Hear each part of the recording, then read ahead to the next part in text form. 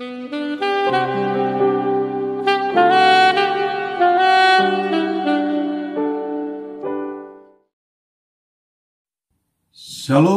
puji Tuhan, kita berjumpa lagi dalam channel Hal Yang Perlu Anda Tahu. Sebagai murid-murid Kristus yang otomatis terdaftar dalam sekolah kehidupan dari Yesus Kristus yang adalah guru agung kita, kita punya kewajiban untuk belajar, untuk banyak tahu menyangkut iman Kristen, menyangkut firman Allah, supaya pengetahuan kita semakin baik, dan harapannya dengan pengetahuan yang semakin baik tentang firman, tentang iman kita semakin mantap kepada Kristus, tidak pernah goyah dan tergoyahkan, tapi juga iman kita terus bertumbuh. Secara khusus hari ini saya akan berbicara mengenai benarkah Alkitab menubuatkan Muhammad? Di kalangan saudara-saudara kita umat Muslim seringkali mengakui bahwa Alkitab juga sudah menubuatkan tentang kedatangan Muhammad. Karena itu perlu untuk kita juga mencoba memahami apa betul Alkitab menubuatkan mengenai Nabi Muhammad itu. Kita akan coba menyelidikinya secara bersama dengan memakai ilmu tafsir yang sebenarnya, ilmu tafsir yang baik dalam menafsirkan kitab suci, dalam hal ini Alkitab. Setidaknya ada 2 ayat dalam Alkitab, baik dalam PL maupun PB, yang seringkali dipakai oleh saudara-saudara kita umat Muslim sebagai rujukan untuk mengakui dan mempercayai bahwa Alkitab juga sudah menubuatkan tentang kehadiran Nabi Muhammad. Dalam PL itu secara khusus dalam Ulangan 18 ayat 18. Dalam Perjanjian Baru itu ada 2 nats yang seringkali dipakai, yaitu dalam Injil Yohanes 14 ayat 16 sampai 17 dan Yohanes 16 ayatnya yang ke-7. Itu ayat-ayat yang seringkali dipakai sebagai referensi ataupun rujukan untuk mengakui dan mempercayai bahwa Alkitab juga sudah menubuatkan tentang Muhammad. Mari kita melihat satu persatu. Dalam Perjanjian Lama, dalam Ulangan 18 ayatnya yang ke-18. Demikian firman Allah, seorang nabi akan kubangkitkan bagi mereka dari antara saudara mereka seperti engkau ini. Aku akan menaruh firmanku dalam mulutnya, dan ia akan mengatakan kepada mereka segala yang kuperintahkan kepadanya. Jelas sekali dalam Ulangan 18 ayat 18, seorang nabi akan kubangkitkan. Dan bagi kaum muslim menganggap bahwa seorang nabi akan kubangkitkan ini menunjuk kepada Muhammad. Tapi bagi kita umat Kristiani, seorang nabi akan kubangkitkan di sini, ini menunjuk kepada Yesus Kristus. Nah, kita akan coba menyelidiki secara bersama dengan akal sehat, dengan nalar yang sehat, dengan ilmu tafsir yang baik, untuk kita coba memahami siapa nabi yang dimaksud dalam ayat ini. Kita coba melihat ciri-ciri seorang nabi yang akan dibangkitkan, yang akan diutus berdasarkan Ulangan 18 ayat 18 ini. Seorang nabi akan kubangkitkan bagi mereka. Ini frase penting ini. bagi mereka. Itu ciri pertama bagi mereka. Yang kedua adalah dari antara saudara mereka. Dan yang ketiga adalah seperti engkau ini. Kita akan coba menganalisisnya secara analisis kontekstual. Baik konteks dekat maupun konteks jauh. Karena itu salah satu ilmu tafsir. Yang kedua juga kita akan menganalisisnya secara gramatikal. Karena itu salah satu juga prinsip dari ilmu tafsir. Untuk kita coba memahami bersama siapa nabi yang dimaksud dalam ayat Ulangan 18 ayat 18 ini. Yang pertama kita melihat dari cirinya. Seorang nabi akan kubangkitkan bagi mereka. Untuk mereka. Pertanyaannya adalah siapa mereka yang dimaksud dalam ayat ini? Jelas sekali bahwa Musa sedang berbicara kepada umat Israel. Tuhan melalui Musa berbicara kepada umat Israel yang keluar dari perbudakan di Mesir. Jadi jelas bagi mereka ini menunjuk mereka ini adalah umat Israel. Baik dari konteks dekatnya maupun konteks jauhnya, bagi mereka di sini bukan menunjuk bangsa Arab di mana Muhammad dilahirkan. Tapi bagi mereka di sini jelas menunjuk umat Israel, menunjuk umat Yahudi. Jadi kalau dikatakan bahwa ini menunjuk Muhammad, jelas salah. Karena ini bagi mereka, bagi umat Israel. Khusus bagi umat Israel. Jadi bukan bagi bangsa Arab atau umat Arab di situ, bagi mereka. Yang kedua, dari antara saudara mereka. Dari antara saudara mereka. Ini nabi ini yang akan kubangkitkan ini, Tuhan akan bangkitkan itu dari antara saudara mereka. Jadi berasal dari saudara mereka. Asalnya. Kembali lagi, siapa saudara mereka yang nabi ini akan berasal dari saudara mereka? Kembali lagi dalam konteks dekat, konteks jauh. Jelas saudara mereka di sini tidak bisa menunjuk kepada bangsa Arab di mana Muhammad dilahirkan. Tapi saudara mereka di sini menunjuk kepada umat Israel, bangsa Yahudi, di mana nabi ini akan berasal atau dilahirkan. Jadi saudara mereka secara ilmu tafsir, konteks dekat, konteks jauh, sangat sulit diterima kalau itu menunjuk saudara mereka, menunjuk apa katakanlah bangsa Arab atau saudara Ismail. Bukan. Saudara mereka di sini adalah berasal dari antara umat Israel sebagai saudara mereka. Makanya tidak ada nabi yang berasal dari luar Israel. Dari luar Yahudi, tidak ada. Jadi dari sisi gramatikal juga kita melihat di sini antara saudara mereka.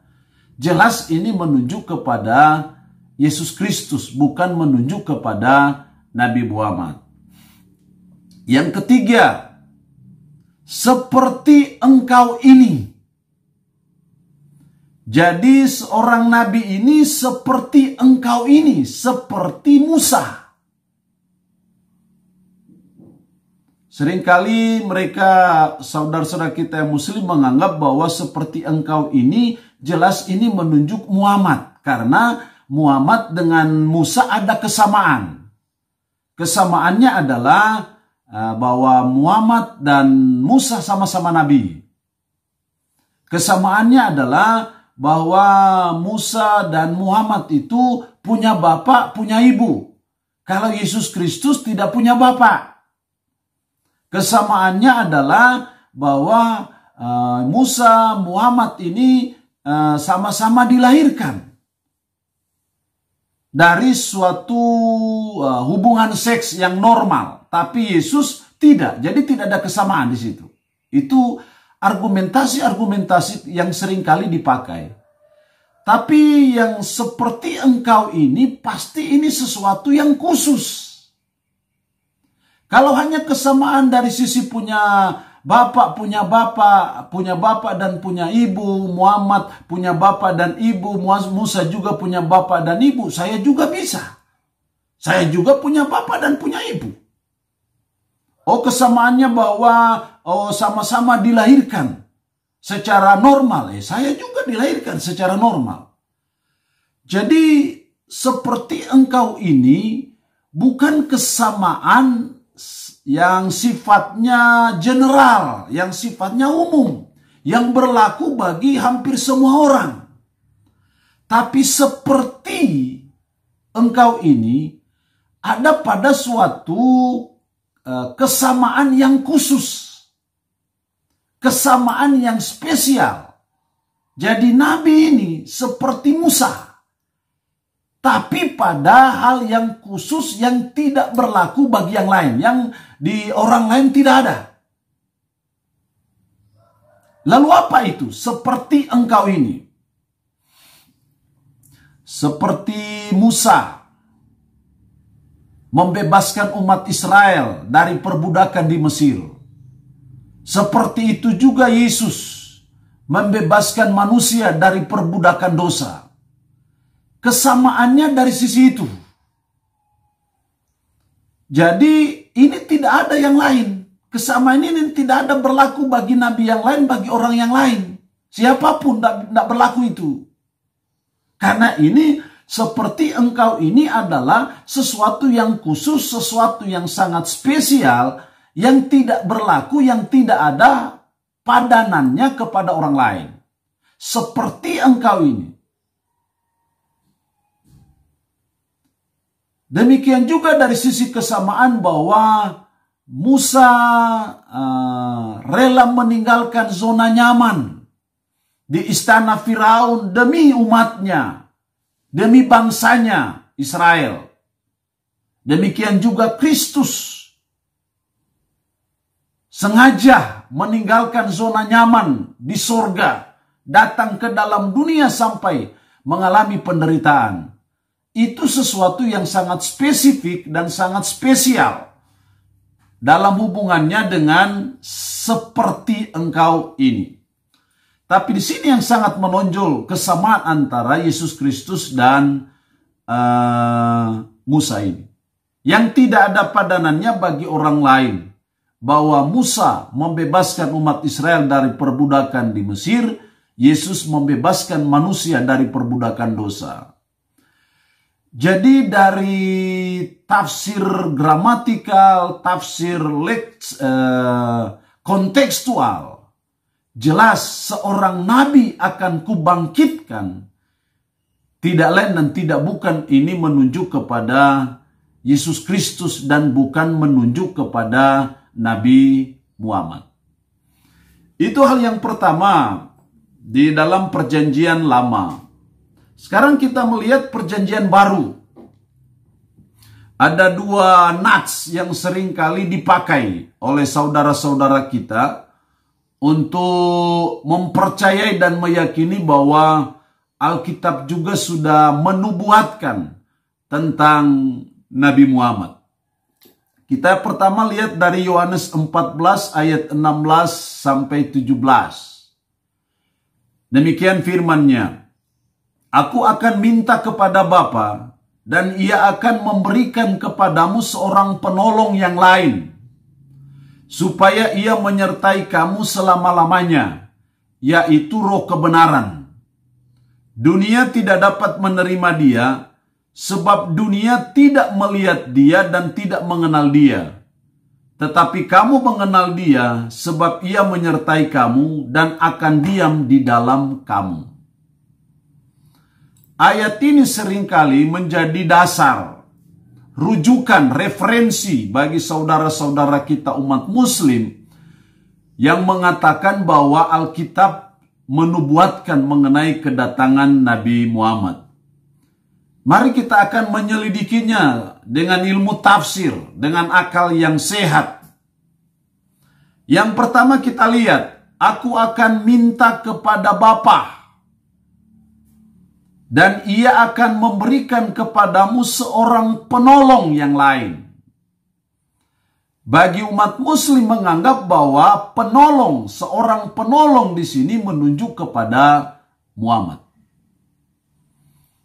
Apakah penolong ini menunjuk kepada Muhammad atau menunjuk kepada Roh Kudus? Bagi umat Kristen, secara ilmu tafsir, jelas penolong di sini menunjuk kepada Roh Kudus yang akan diutus oleh Bapa. Tapi bagi umat Islam menganggap bahwa ini menunjuk kepada Muhammad. Sekarang kita selidiki bersama. Hal-hal penting dulu yang kita coba cek untuk mengetahui penolong ini siapa. Apakah ini sesuai dengan tafsir iman Kristen itu menunjuk kepada Roh Kudus, ataukah sesuai dengan pandangan umat Islam bahwa ini menunjuk kepada Muhammad? Mari kita perhatikan bersama-sama. Aku akan minta kepada Bapa dan ia akan memberikan kepadamu seorang penolong yang lain, supaya ia menyertai kamu selama-lamanya. Jadi penolong itu akan menyertai kamu selama-lamanya. Pertanyaannya adalah, apakah Muhammad akan menyertai kita selama-lamanya? Jadi jelas penolong di sini menyertai kamu selama-lamanya. Kalau kita sudah bicara menyertai selama-lamanya, itu hanya pribadi ilahi. Karena yang bisa memenuhi syarat selama-lamanya hanya ilahi. Dan karena itu jelas ini menunjuk kepada Roh Kudus. Karena Roh Kudus adalah pribadi ilahi. Pribadi ketiga dari Tritunggal yang adalah Allah. Roh Kudus bukan suatu kuasa. Roh Kudus itu pribadi. Pribadi ilahi. Makanya dia menyertai kamu selama-lamanya. Jadi kalau ini menunjuk kepada Muhammad, jelas tidak memenuhi syarat. Karena menyertai selama-lamanya. Pertanyaannya, apakah umat Islam mau menerima kalau Muhammad mau menyertai kita selama-lamanya? Buktinya Muhammad mengalami kematian. Berarti tidak bisa selama-lamanya. Jadi dari klausa ini sudah jelas bahwa yang dimaksud seorang penolong di sini jelas menunjuk kepada Roh Kudus dan bukan menunjuk kepada Muhammad. Terus, supaya ia menyertai kamu. Siapa kamu di sini? Dalam konteks ayat ini. Yesus sedang berbicara kepada murid-muridnya. Bukan berbicara kepada yang lain, akan menyertai kamu. Dan ini nanti akan direalisasikan pada waktu peristiwa Pentakosta. Murid-murid masih ada, masih hidup pada waktu itu. Dan mereka mengalami pencurahan Roh Kudus. Yang adalah roh penolong ini. Dan dialah yang akan menyertai murid-murid pada waktu itu. Jadi dari klausa ini jelas ini menunjuk kepada Roh Kudus. Bukan kepada Muhammad. Selanjutnya, supaya menyertai kamu selama-lamanya, yaitu roh kebenaran. Roh kebenaran. Jadi penolong di situ disebut juga sebagai roh kebenaran. Pertanyaannya adalah, apakah Muhammad itu roh? Jelas tidak. Itu Muhammad adalah fisik, jasmani. bukan makhluk roh. Jadi penolong di sini adalah roh kebenaran. Saya memberi tekanan pada kata roh. Kalau kebenaran oke lah. Kalau memang Muhammad bisa disebut sebagai kebenaran oke lah. Tapi ini menyangkut roh kebenaran. Roh. Jelas Muhammad tidak memenuhi syarat di situ. Karena Muhammad bukan makhluk roh. Hanya Roh Kudus yang disebut memenuhi kriteria sebagai makhluk roh. Karena dia invisible, tidak kelihatan. Jadi jelas roh kebenaran di sini menunjuk kepada Roh Kudus. Bukan menunjuk kepada Muhammad ataupun yang lain. Terus, dunia tidak dapat menerima dia sebab dunia tidak melihat dia dan tidak mengenal dia. Tetapi kamu mengenal dia sebab ia menyertai kamu dan akan diam di dalam kamu. Menyertai kamu. Kita sudah bahas di atas, dia menyertai selama-lamanya. Nah, yang penting di sini adalah dan akan diam di dalam kamu. Jadi penolong itu atau roh kebenaran itu akan diam, akan tinggal di dalam kamu, dalam hati para murid-murid. Pertanyaannya adalah, apakah Muhammad itu bisa tinggal dalam hati? Karena di sini, sebab ia menyertai kamu dan akan diam di dalam kamu, akan tinggal di dalam kamu. Dan itu jelas hanya menunjuk kepada Roh Kudus yang akan diam di dalam hati murid-murid pada waktu itu ketika mereka percaya kepada Kristus, termasuk saudara dan saya yang percaya dan beriman kepada Kristus. Roh Kudus juga diam di dalam hati kita. Pada waktu Roh Kudus diam di dalam hati kita, kita disebut sebagai bait Allah. Kenapa bait Allah? Karena pribadi ilahi diam di dalam hati kita. Jadi jelas dari analisis gramatikal dan juga analisis kontekstual dan juga secara khusus struktural di situ. Jelas penolong dalam Yohanes 14, 16 sampai 17 itu menunjuk kepada Roh Kudus dan bukan menunjuk kepada Muhammad. Yang ketiga kita lihat Nats Yohanes 16 ayat 7 yang juga seringkali menjadi rujukannya. Yohanes 16 ayat 7, namun benar yang kukatakan ini kepadamu adalah lebih berguna bagi kamu jika aku pergi. Sebab jikalau aku tidak pergi, penghibur itu tidak akan datang kepadamu. Tetapi jikalau aku pergi, aku akan mengutus dia kepadamu. Aku akan mengutus dia kepadamu. Seringkali saudara-saudara kita yang muslim juga menganggap bahwa aku akan mengutus dia itu menunjuk kepada Muhammad. Kita akan mengecek lagi apakah ini menunjuk kepada Muhammad atau menunjuk kepada Roh Kudus.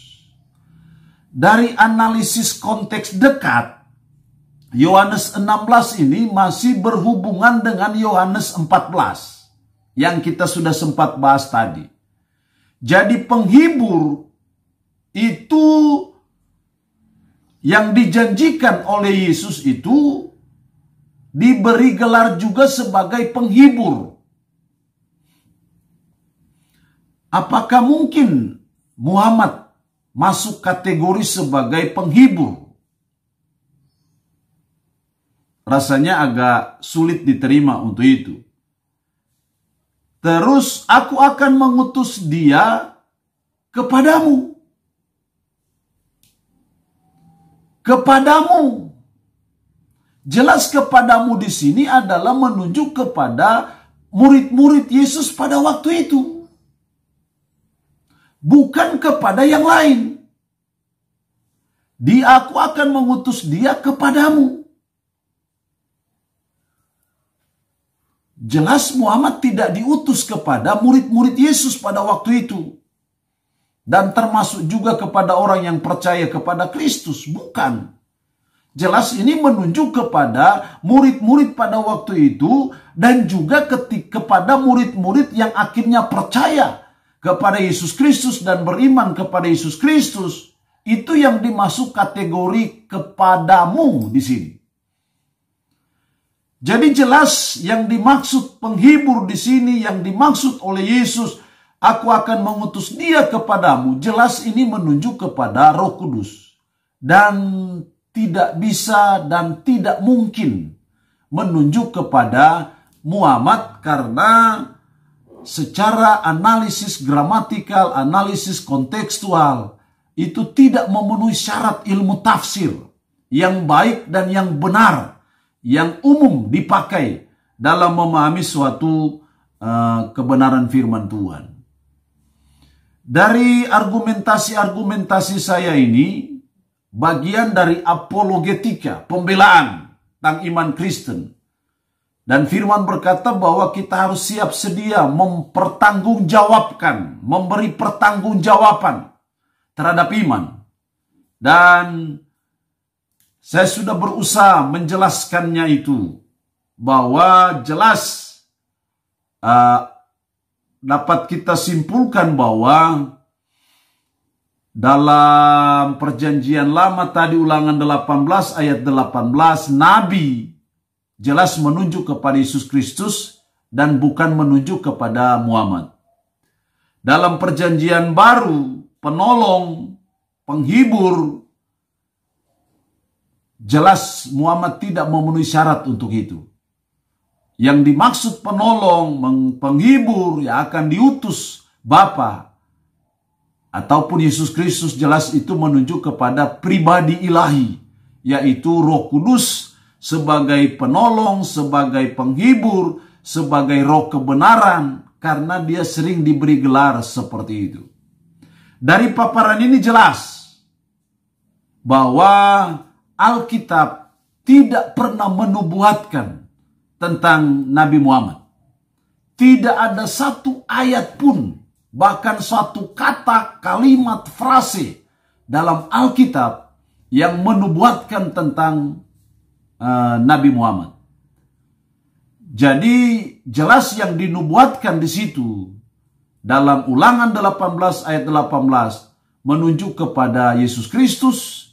Sementara yang dinubuatkan dalam Injil Yohanes 14 ayat 16 sampai 17 dan Yohanes 16 ayat 7 jelas itu menunjuk kepada Roh Kudus dan bukan menunjuk kepada Muhammad. Saya berharap bahwa materi channel hal yang perlu Anda tahu terus memperkaya, terus menambah wawasan kita, terus menambah pengetahuan kita tentang firman Tuhan, tentang iman Kristen, sehingga iman kita terus bertumbuh secara dewasa, sehingga iman kita mantap, tidak pernah tergoyahkan.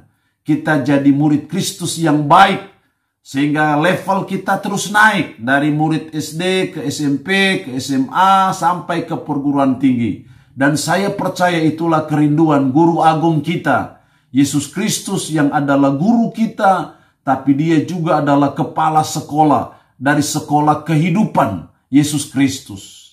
Kiranya materi ini menjadi berkat bagi kita semua. Shalom, Tuhan Yesus memberkati kita semua.